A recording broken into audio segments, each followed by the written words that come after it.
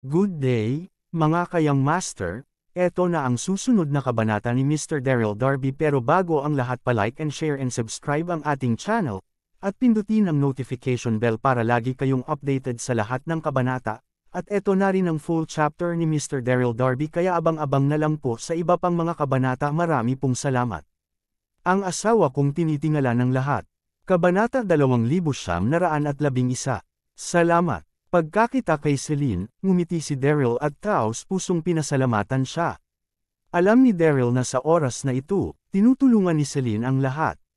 Si Celine ay ngumiti, at pagkatapos ay seryosong nagsabi huwag maging masyadong magalang.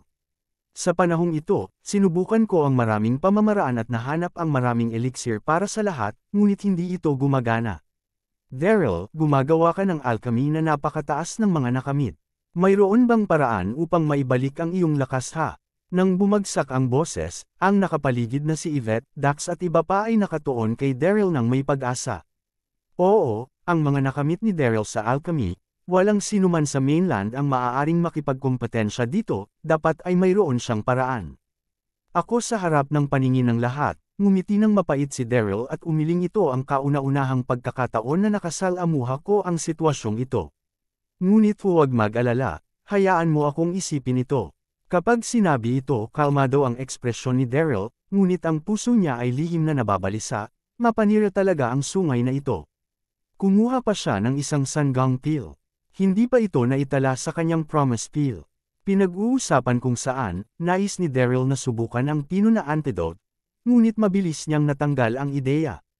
3 taon na ang nakalilipas, nahuli ang lahat mula sa pamilyang Carter at binigyan sila ng Haitian pill. Sa oras na iyon, siya ay labis na nagtitiwala at naisip na ang epekto ng Haitian pill ay katulad ng Heaven Cult pill. Ang pagkahilo at sakit ng tiyan muli. Sa mga natutuhang aralin noong nakaraang panahon, hindi naglakas loob si Daryl na gumawa ng anumang mga panganib. Paano nang makita na matagal nang hindi nagsasalita si Daryl, hindi mapigilan ni Celine na magtanong mayroon bang paraan. Huminga ng malalim si Daryl at umiling. Ito nang makita ang eksenang ito, si Yvette lahat ay medyo nabigo. Kahit si Daryl ay walang magawa, maaaring ang mga taong katulad niya ay hindi makakakuha ng kanilang lakas sa buong buhay. Sa sumunod na segundo, may naisip si Daryl, ang kanyang mga mata ay kumislap, at sinabi niya. Hindi ko mapigilan, ngunit tiyak na magagawa ito ng Senior Divine Farmer. 3 taon lamang ang nakalilipas, siya at si kapatid na Divine Farmer ay bumalik sa Boshaw Mountain upang mabuhay ng mag-isa. Ang bundok ay umaabot sa libu-libong mga milya. Napakalaki nito, napakahirap hanapin ang mga ito. Hindi mapigilan ni Daryl na isipin si Zuboji nang sinabi niya ito. Sa oras na iyon, sa daanan sa ilalim ng lupa ng palasyo ng North Mona, hinabol si Daryl ng hindi makatuwiran na Changer, at nasagasaan si Zuboji. Sa tulong ni Zuboji, nasupil niya si Changer. Sa oras na iyon, isinasaalang-alang ang sitwasyon ng Changer, dinala ni Zuboji si Changer sa Boshaw Mountain upang hanapin si Divine Farmer. Ngayon kalahating buwan na ang lumipas at hindi niya alam kung ano ang sitwasyon. Daryl, si Dax ay mukhang walang imik, hindi mo ba sinabi ito? Kahit na alam mo na may paraan si Divine Farmer, ngunit hindi ka makahanap ng lugar para manirahan siya sa liblib, hindi ba ito walang silbi? Napakamot ng ulo si Daryl, at biglang isang iglap ng inspirasyon bilang karagdagan kay Divine Farmer, may isa pang tao. Sino narinig ito? Lahat ng nasa paligid ay nagtanong halos magkasabay. Si Daryl ay nagpakita ng isang bahagyang ngiti banal na sektor ng ulo, Lu Dongbin. Si Lu Dongbin ay isang master ng sekta ng Dao, papalawak na sinauna at moderno, makapangyarihan, kahit na siyang Jian noon ay natatakot sa 3 puntos, dapat mayroong isang paraan upang pagalingin ang lahat. Gayunpaman, nang umalis siya sa Divine Farmer sa oras na iyon, ang Lu Dongbin ay tila kinokontrol ni Alan. Bukod dito, si Alan ay nagkaroon ng bakasyon sa kanyang sarili, at mahirap malaman kung saan ang kinalalagyan ni Lu Dongbin mula sa kanyang bibig. Ngunit sa anumang kaso, ang paghahanap ng Lu Dongbin ay mas mahirap kaysa sa paghanap ng Divine Farmer. Oo, pumunta sa Divine Farmer. Sa pag-iisip tungkol dito, unti-unting naging matatag ang mga mata ni Daryl.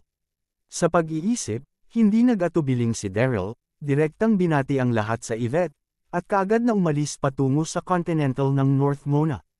Sa oras na ito, hindi alam ni Daryl na si Ludongbin ay hindi kontrolado ni Alan, ngunit nakalock sa ilusyong larangan ng Universe Pot. Kabanata 2912. Pagkatapos ng ilang oras, sa wakas ay nakarating sa hangganan ng North Mona. Daryl, sa sandaling ito, tumingin si Celine sa direksyon ng Buzzsaw Mountain, at marahang sinabi. Bakit hindi magpatuloy sa Divine Farmer, hindi ito magsasayang ng oras. Narinig ito, nag-isip sandali si Daryl, tumango at sinabi mabuti din ito. Ngunit mag-ingat ka, kamakailan lamang, ang lakas ng Pluto ay naging aktibo sa mainland, bagaman ang Celine ay napakalakas, ngunit siya at si Queenie ay 2 tao lamang. Palaging magandang maging maingat matapos na abot ang kasunduan, kinuha ni Celine si Queenie upang umalis at sumugod patungo sa Buzzsaw Mountain. Sa sandaling ito, sa kabilang panig, ang pangkalahatang dambana ng samahan ng Wat Ian. Kalahating buwan na ang nakalilipas, ginanap ni Zhang Ju ang kataas-taasang kumperensya sa ilalim ng pangalan na Chamber sa palasyo sa likuran. Gayunpaman, sa isang kritikal na sandali, siya ay nawasak ni Jack at ng lahat. Hindi lamang iyon, halos lahat ng mga pangunahing sekta ay nakuhang buhay. Kabilang sa mga ito, maraming mga organisasyong walang batas. Elite ng maglaon, lumitaw sina Daryl at isang misteryosong babae at tinalo si Jack, ang Heavenless Organization at ang mga pangunahing sekta, bago sila maligtas.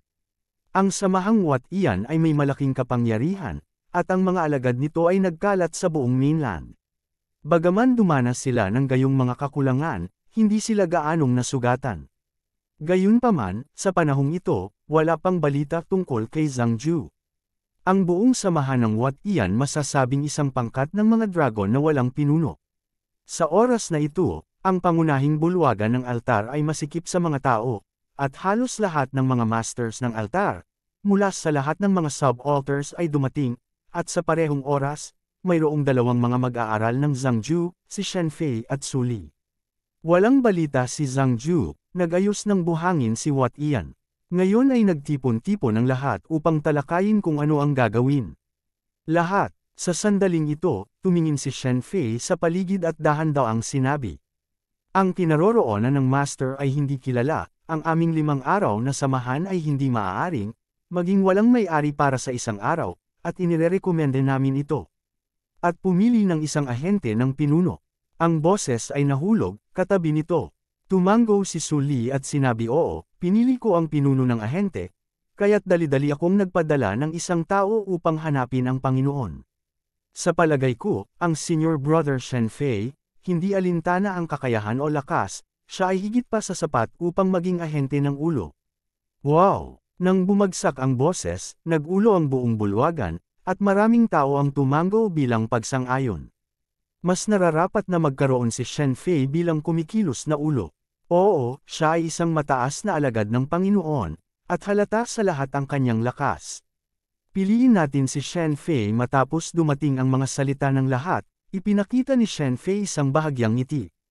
Nakakagising.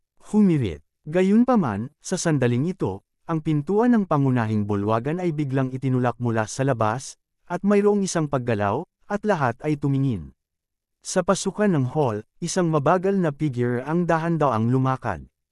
Isang mahabang itim at pulang damit, nagtakda ng isang kaakit-akit at kaakit-akit na curve, magagandang tampok, ngunit ipinapakita ang isang lamig na hindi maaaring malapastangan, ito ay si Jackie. Ano sa sandaling ito, hindi mahalaga kung ito man si Shen Fei o Su Li, lahat ay natigilan.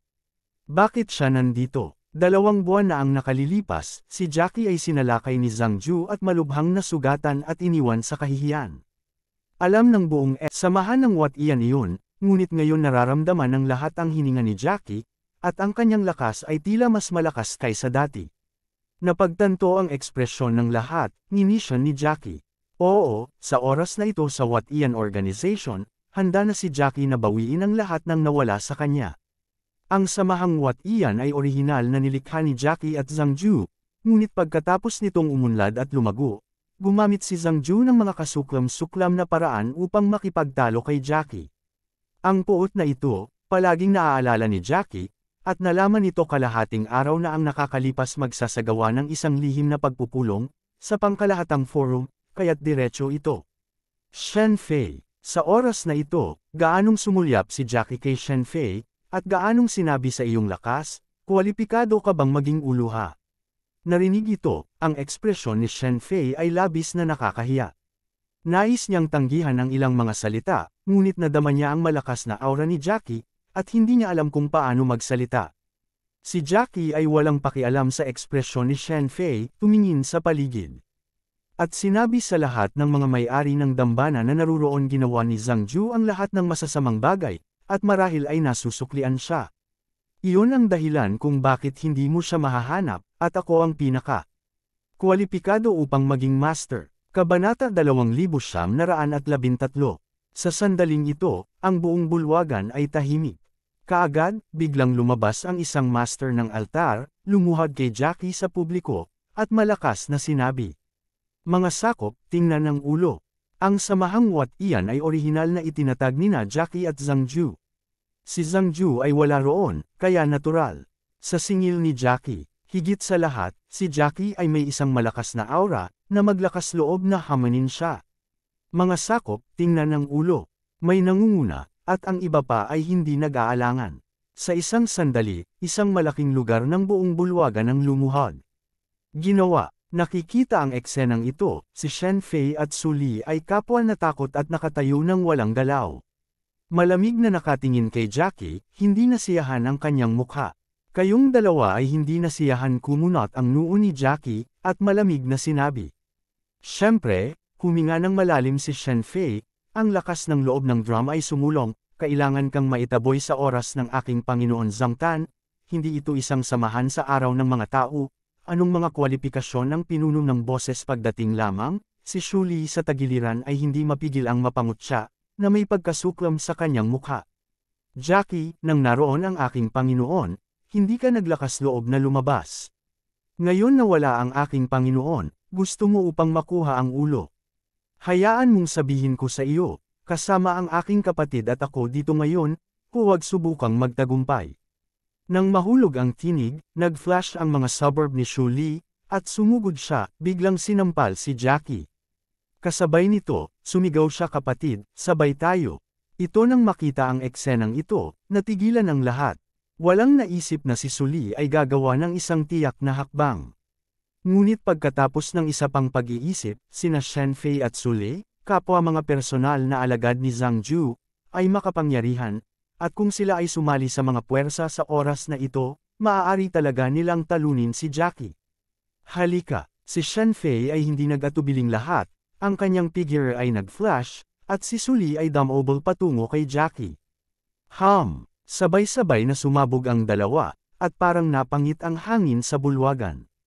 Upang maging matapat, kung sina Shenfei at Su Li ay walang lakas loob na gumawa ng anumang bagay sa Jackie dati, ngunit sa oras na ito, kumuha sila ng maraming elixir at ang kanilang lakas ay napabuti, kaya nais nilang magsanay kasama si Jackie at kunin ang oportunidad na ito ng sabay, sa samahan ng Wat iyan.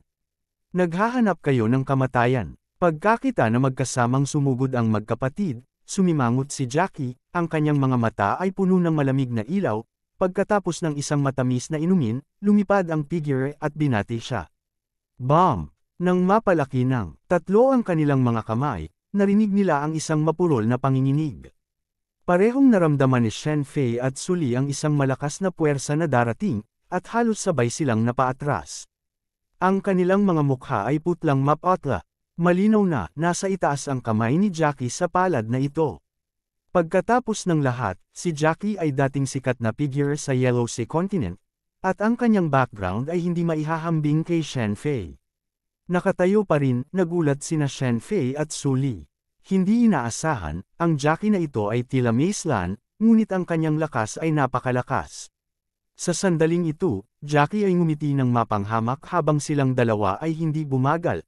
Ang kanyang katawan ay nag-flash, at hinampas niya ito ng direkta sa harap ng Shenfei. Sampal. Sa sampal na ito, ginamit ni Jackie ang lahat ng kanyang lakas. Sumubo si Shenfei, mapatla ang kanyang mukha, at lumipad siya ng higit sa 20 metro, na nagsusuka ng maraming bibig ng dugo. Ang pagkatao ni Jackie ay mayabang. Nakikita ang hindi nasisiyahan na si Shen Fei sa sarili sa publiko, syempre hindi niya ito maaalisan ng madali. Kapatid, nakikita ang eksenang ito, hindi napigilan ni Su Li na sumigaw at akmang tutulong kay Shen Fei. Gayunpaman, sa sandaling ito, dumiretso si Jackie kay Su Li at sinampal siya ng magandang mukha. Nanginginig ang katawan ni Su Li, at likas na gustong lumaban. Ngunit si Jackie ay napakabilis upang makapagreaksyon. Sampal. Ang sampal na ito ay direktang sinampal din kay Su Li na lumilipad ng higit sa 10 metro ang layo, at sa wakas ay lumapag sa tabi ni Shen Fei. Kabanata 2914. His. Nang makita ang eksenang ito, ang lahat sa paligid ay huminga ng malalim. Ito si Jackie ay masyadong malakas, at sina Shen Fei at Su Li ay sumali sa puwersa, at walang pagtutol. Nguwa, sa sandaling ito, na may isang malutong na tunog, isang mahabang tibak ang lumitaw sa mga kamay ni Jackie. Ang kanyang magandang mukha ay malamig, at lumapit siya kina Shen Fei at Su Li ng paunahin.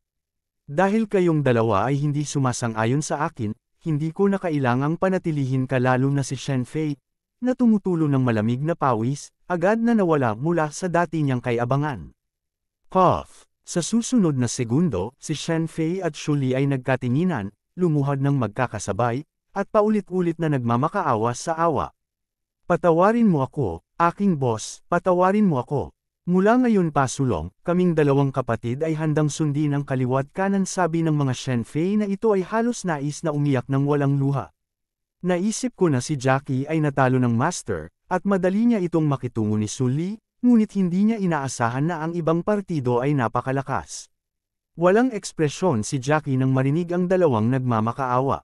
Pagkalipas ng ilang segundo, huminga ng maluwag si Jackie at malamig na sinabi. Kung ito ang kaso, papatayin ko kayong dalawa, ngunit maaari mong alalahanin ito ng malinaw.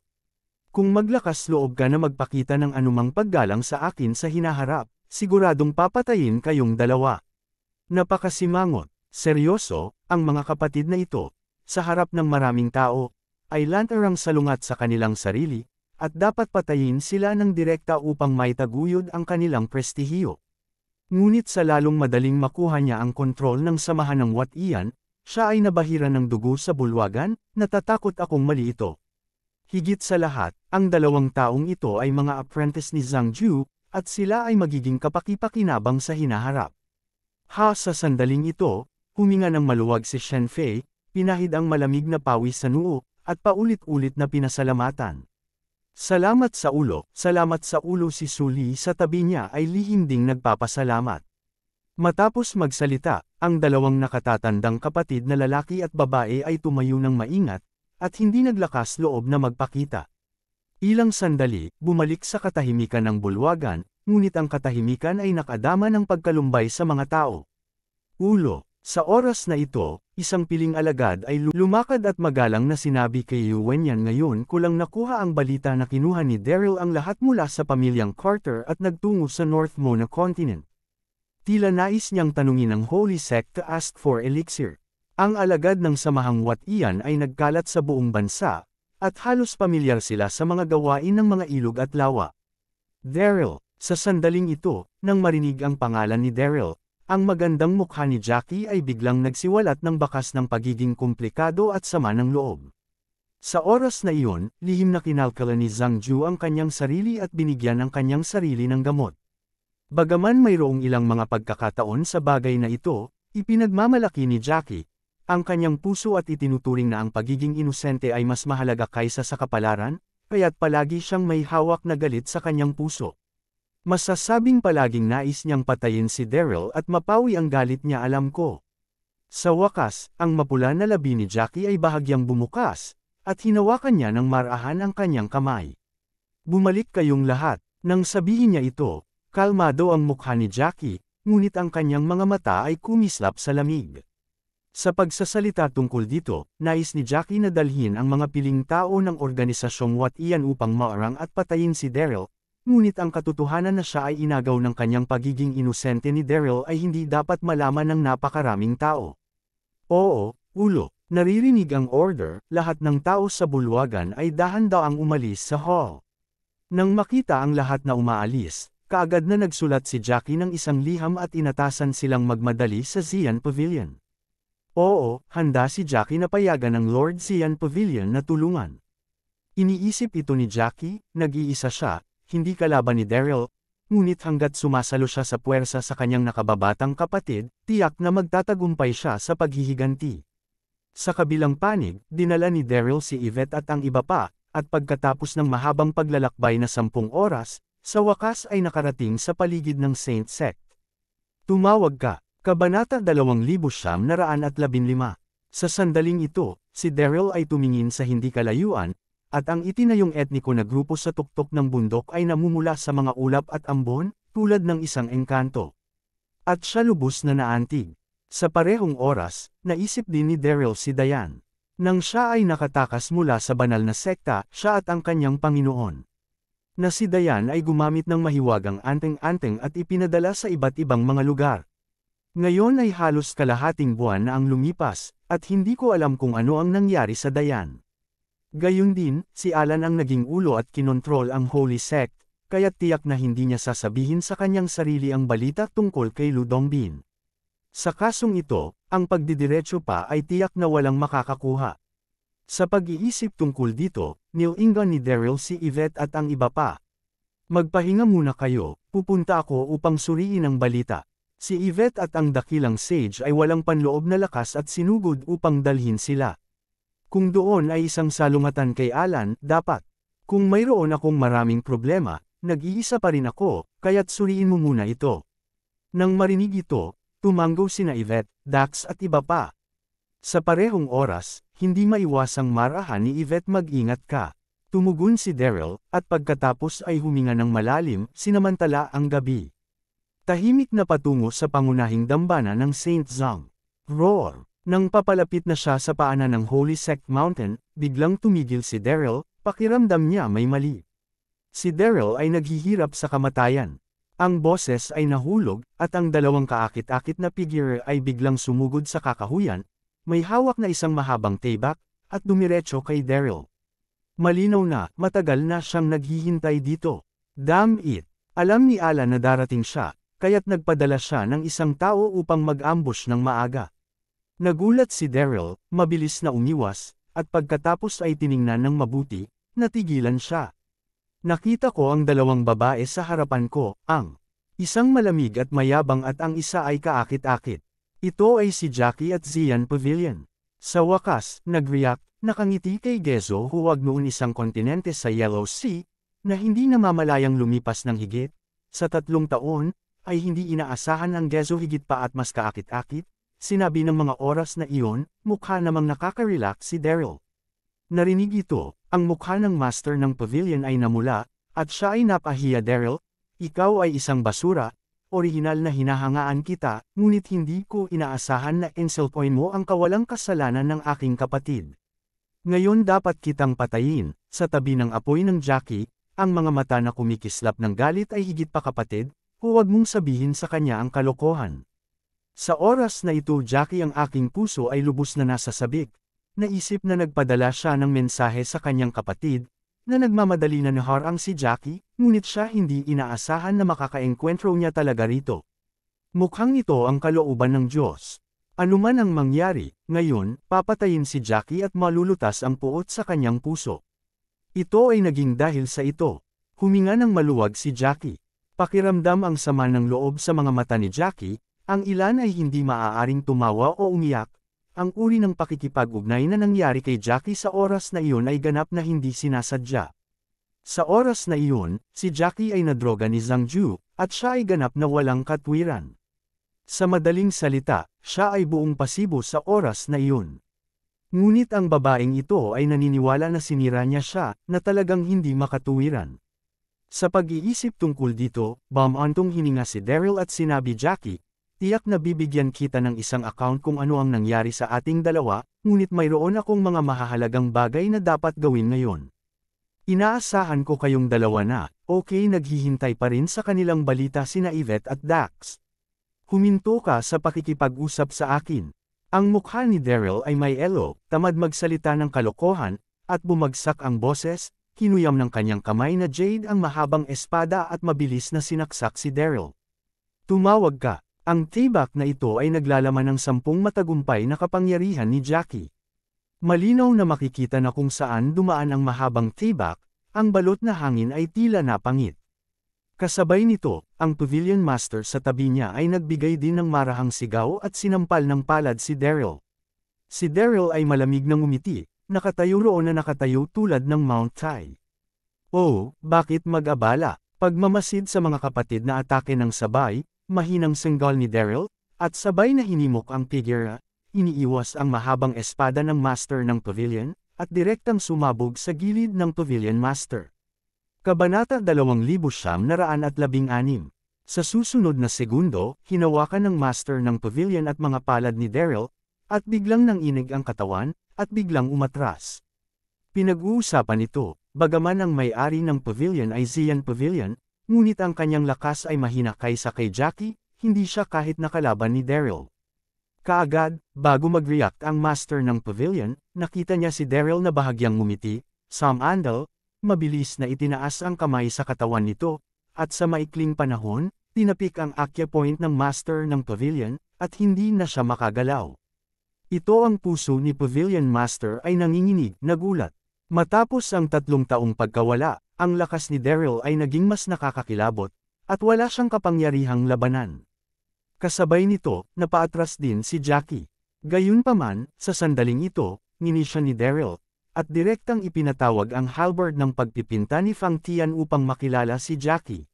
Dang! Ang mahabang espada ni Jackie ay nabanggaan ng pinturang halberd ni Fang Tian, at may malakas na ingay. Nararamdaman lamang ni Jackie na may isang malakas na puwersa ang dumating, at ang mahabang tibak ay medyo hindi nito kayang hawakan. Ito ang lakas ng Daryl na ito ay lumalakas at lumalakas. Paano ito nangyari sa oras na ito? Kapwa inis at nabigla si Jackie. Naisip niya na maaari niyang pigilan si Daryl sa pamamagitan ng pagsali sa puwersa sa kanyang nakababatang kapatid, ngunit hindi niya inaasahan na ang kanyang nakababatang kapatid ay mapupunta ni Daryl sa isang paglipat, at siya rin ay nasa panganib sa oras na ito. Nang lihim na nagulat si Jackie, nakita niya ang palso ni Daryl at direktang sinampal ito.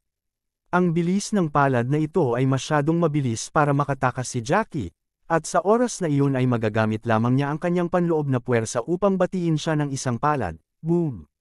Ang dalawang palad ay hinawakan, at may isang mapurol na panginginig.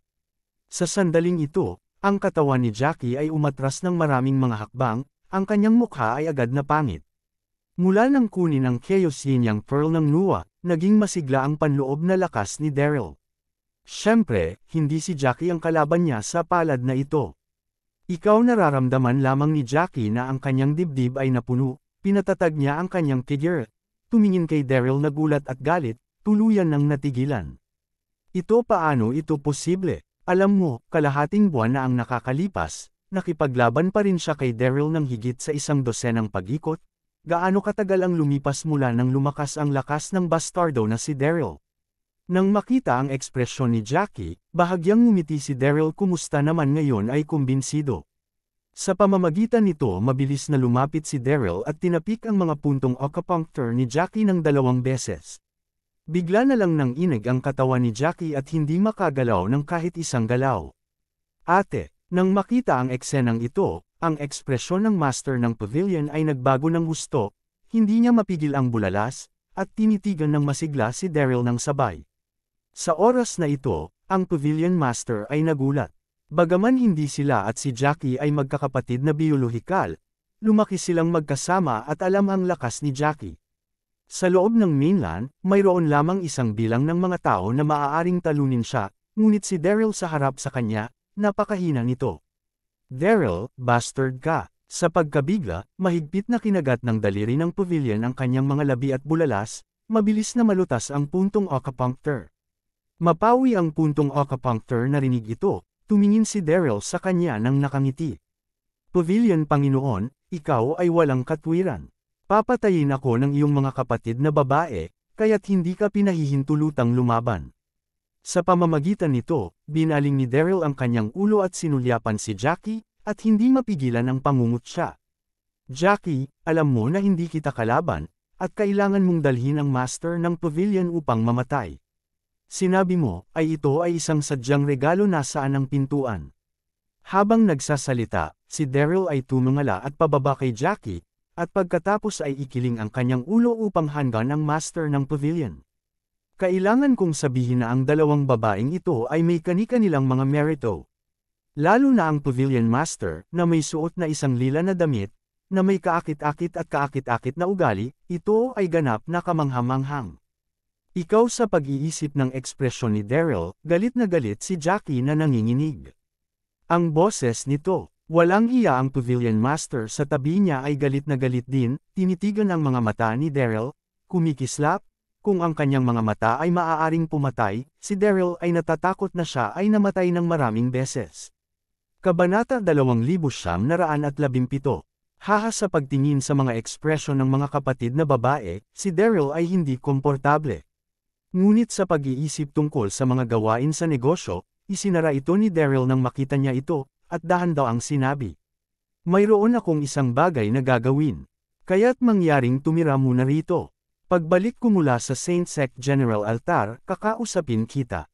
Pagkatapos, sinabi ni Daryl, ang hangin ay umaakyat sa bundok. Gayunpaman, sa sandaling ito, biglang may napansin si Daryl. Ang kanyang mga mata ay nakakandado sa baywang ni Jackie nang biglang.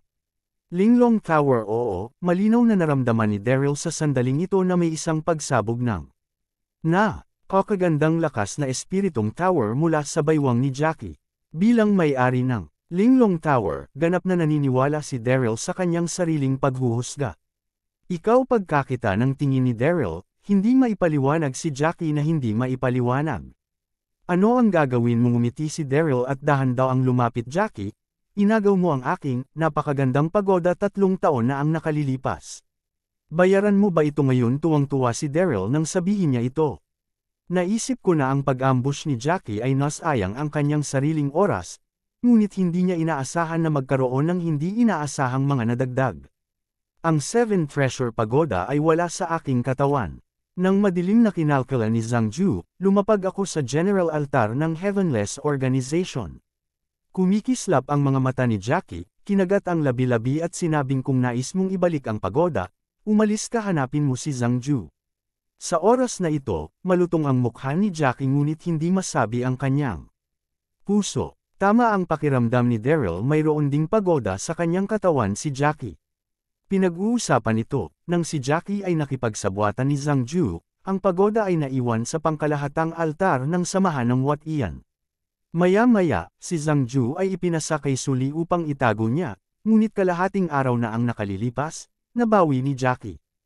Ang pagkontrol ng organisasyon ng kalangitan ay muling nakuha ang pagoda mula kay Suli.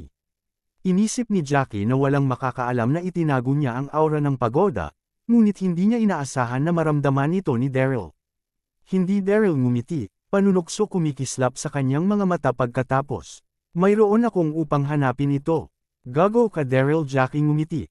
Ang katawan ay inalog, at hindi niya maiwasang mapasigaw. Ang pagoda ay itinago ng kanyang sarili, paano niya hahayaang maghanap si Daryl sa kanyang katawan? Ngunit sa oras na ito siya ay natap, at hindi niya talaga napigilan.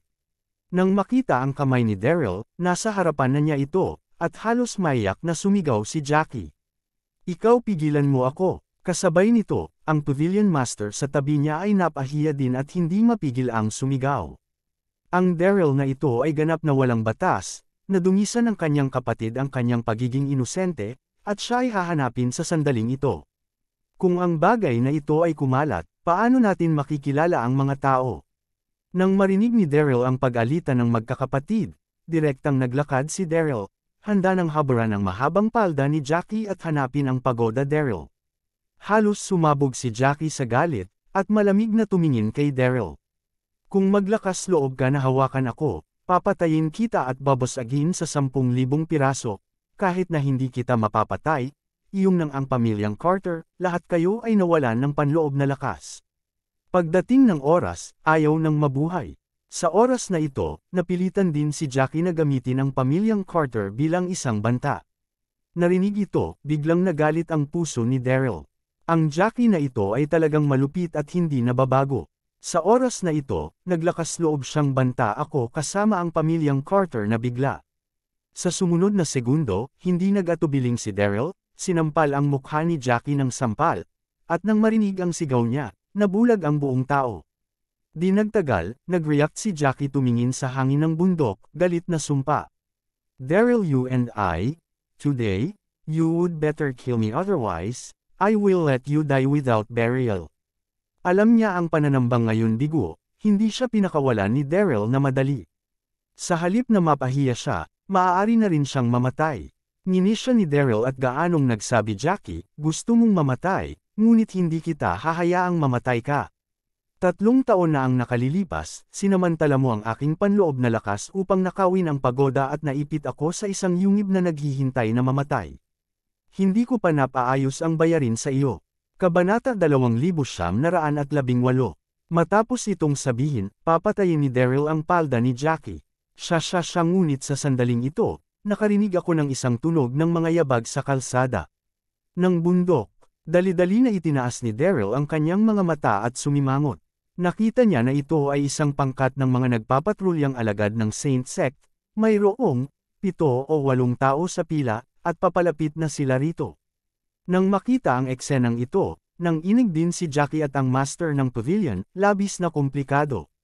Ang basurang ito na si Daryl, hindi ba niya hahanapin ang kanyang sarili sa harap ng mga alagad ng Saint Sect mamaya? Napagtanto ang pagbabago sa ekspresyon ni Jackie, mahinang tumawa si Daryl at sarkastiko na sinabi. Ang diyosa ng mga ilog at lawa ng marangal na Yellow Sea Continent, may mga oras na takot pa rin siya. Ikaw, mahigpit na kinagat ni Jackie ang kanyang mga labi. Nahihiya at nagalit, binitawan mo ako kaagad, sa palagay mo posible. Dahan-daang sinabi ni Daryl dahil naihatid ito sa pintuan, paano ko madali pumunta ka? Kasabay nito, lumakad si Daryl gamit ang isang kamay. Kinuha si Jackie at ang master ng pavilion, at mabilis na sumugod sa kakahuyan sa tabi niya. Sa pagsasalita tungkol dito, iilan lamang sa nagpapatrulyang mga disipulo ng Saint Sect, hindi ito pinansin ni Daryl, ngunit para sa kaligtasan, itago muna natin. Kung tutuusin, si Jackie ay hindi mabuting matigas ang ulo, na nakakaalam kung tatawag siya para sa tulong sa paglaon. Sa sandaling ito, nahawak ni Daryl, sina Jackie at ang master ng pavilion ay kapwa nanginginig, labis na nahihiya, ngunit ang mga acupoint sa kanilang katawan ay namataan, at hindi sila nakipagpunyagi. Di nagtagal, nakarating sa isang nakatagong lugar, pinatalsik ni Daryl at Jackie at ang pavilion master. Kapag natapos ko ang aking negosyo, babalik ako upang hanapin ka. Nakangiting sabi ni Daryl, itinago silang dalawa, at tumingin patungo sa bundok. Bagaman mahalaga ang pagoda, si Jackie ay napasailalim sa kanyang sarili, kaya hindi na kailangang magmadali sandali. Ang pinakamahalagang bagay ngayon ay ang tuklasin ang banal na sekta, hanapin ang mga pahiwatig ni Ludongbin, at pagkatapos ay hayaan mabawi ang kanilang lakas. Sa di kalayuan, hindi mapigilan ni Daryl na nakakunot ng lihim. Bakit? Nagpapatrolya ang Saint Sect na ito sa napakaraming mga disipulo. Malinaw na nakita ni Daryl na sa kalsada sa bundok na patungo sa pangunahing dambana, may mga nagpapatrulyang mga disipulo kahit saan, halos 5 mga hakbang sa isang poste, 10 mga hakbang sa isang bantay, halos mababantayan.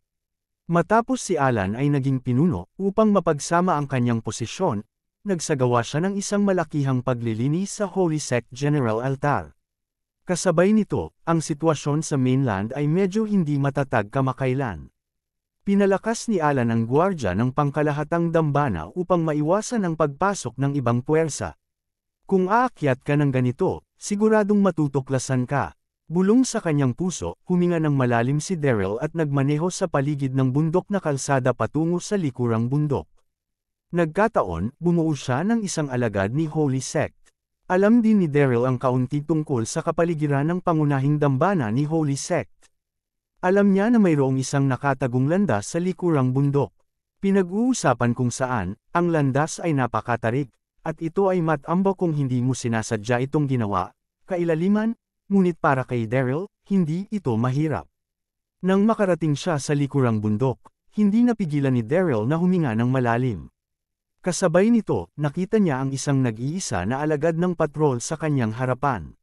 Naka-order na malaki, si Daryl ay nag-iisip tungkol sa pagtatanong sa isang tao na tanungin, nang makita ang isang ito na nag-iisa, sumugod siya ng walang pag-aalangan.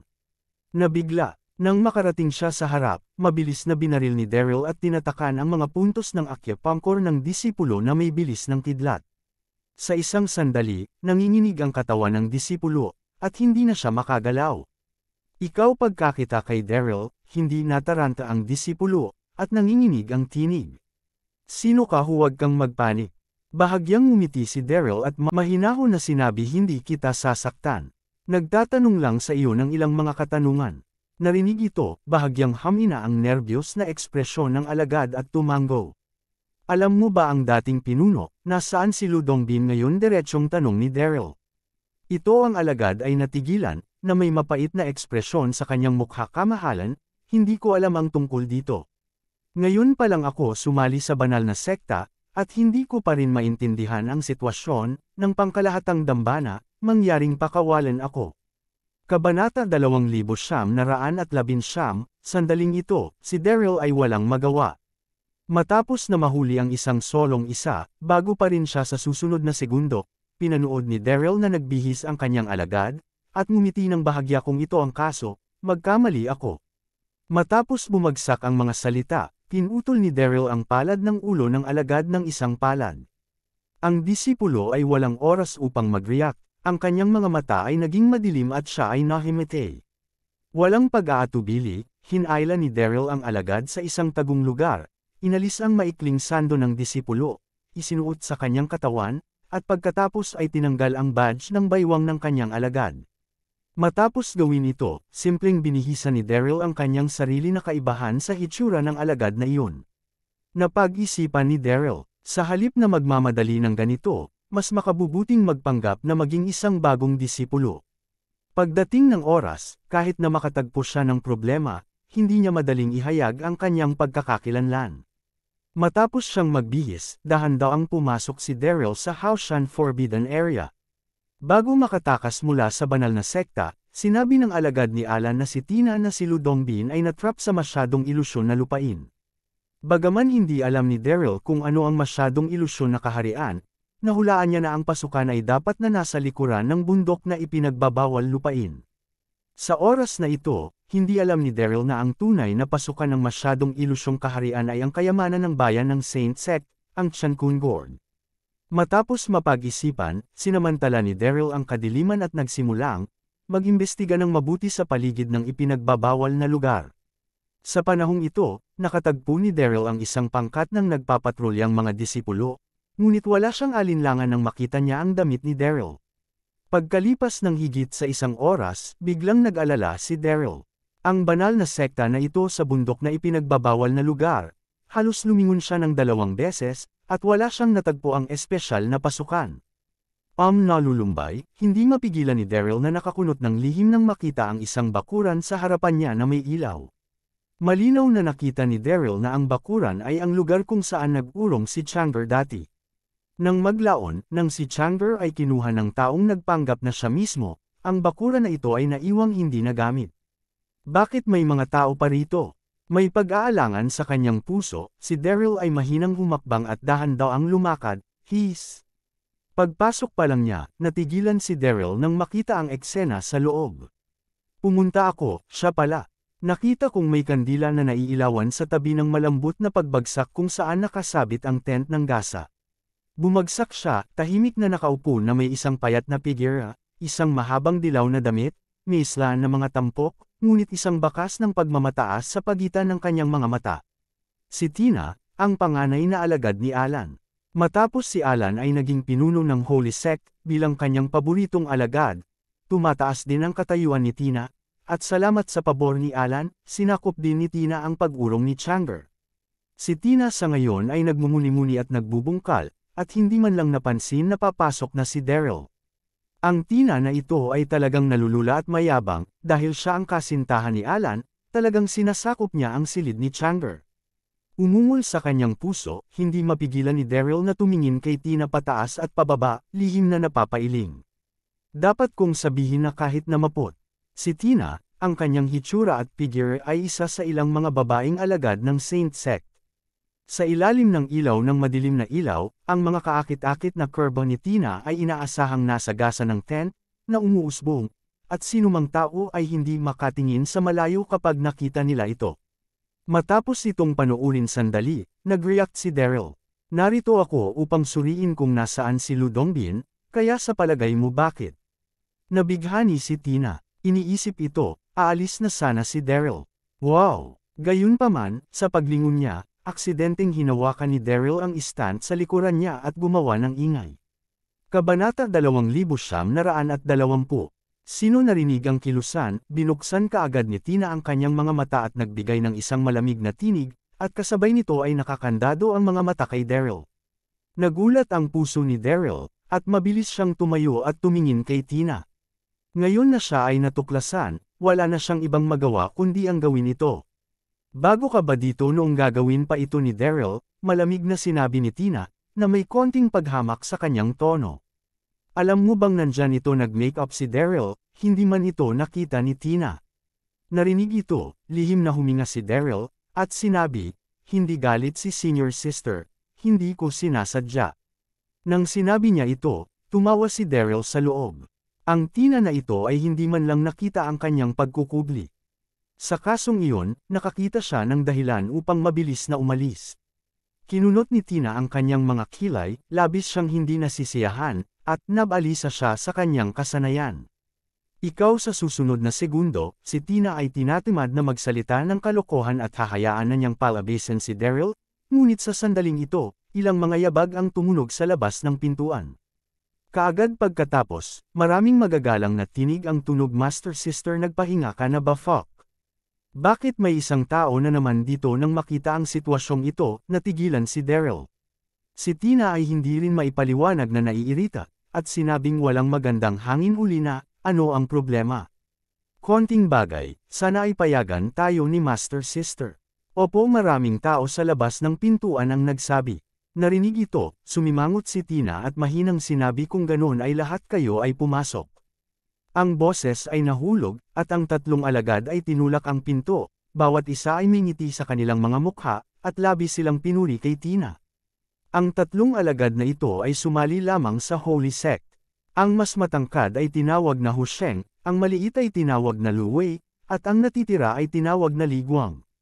Hello, Master Sister! Sabay-sabay na sigaw nilang tatlo, at saka nagtipon-tipon ang kanilang mga mata sa katawan ni Daryl, na mangha, at pagkatapos ay unti-unting lumapastangan ang bawat isa sa kanila. Kaagad pagkatapos, pinagtatawanan nilang tatlo at kakaiba. Shen Yang, napakahirap mo, at nais na mangyaring ang malaking kapatid na babae si Shen Yang ang alagad na na-knockout ni Yufeng dati, dahil si Daryl ay espesyal na nagbihis, plus ang ilaw ay malabo, at ang tatlo ng Hu Sheng sa oras na, ito ay itinuturing siya bilang Chen Yang. Bagaman lahat sila ay mga bagong alagad, si Chen Xing ay introverted at palaging pinipigan ng iba, lalo na ang tatlong Hu Sheng.